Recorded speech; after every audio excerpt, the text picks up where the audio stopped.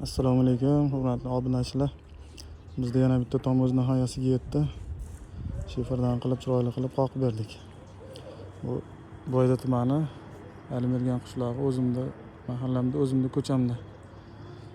Xohlasa chiroyli bo'lib bitdi. Tunugalarni magnitda Mokri 0.5 tunugasidan qilib berdik, sliv kanyuklarini. Bu yerga 200 ta shifer ishlatdik-da, 100 ta stropila ketdi.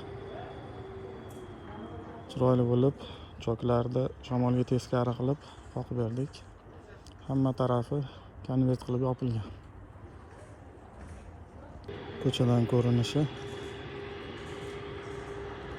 Xohlasa chiroyli bo'lib bitdi. Kimga shunaqa xizmatlar kerak bo'lsa, xizmatdamiz.